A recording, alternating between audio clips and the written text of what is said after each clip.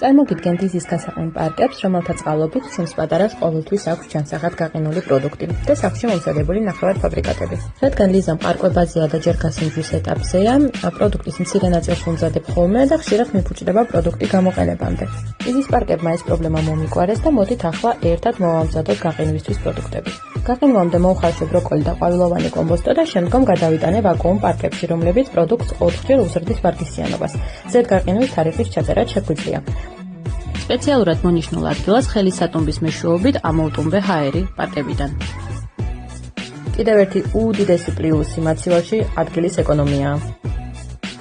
შემდეგი პროდუქტი, რომელიც გავყინე, არის გოგრა, რომელიც გაყინვამდე დავჭერი უსაფრთხო მიწოდების მეთოდით. და ასევე გადავიტანე იზის პარკებში ელვა შესაკრავზე. შემდეგი იყო ქლიავი, რომელიც კარგად გარეცხვის შემდგომ ორ ნაწილად გავყავი, მოვაშორე კურკა, გავამშრალე სამზარეულოს ხელსახოცით და გადავიტანე ისევე იზის პარკებში. ასევე გავამზადე ხაჭოს კვერები, რომელთათვის დამჭირდა ხაჭო, კვერცხი და მანის ბურღული, მივეცი მათ მრგვალი ფორმა, ცოტა ხანი დავაყოვნე საყინულში, შემდეგ კი იზის გასაყენ პარკებში გადავიტანე. ნახევარფაბრიკატების მომზადება წინასწარ განსაკუთრებით მიადვილებს ხოლმე ყოველდღიურობას.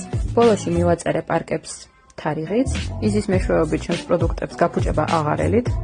გინდათ შემდეგში ერთად მოვამზადოთ სახლური სოსისები იზის დახმარებით?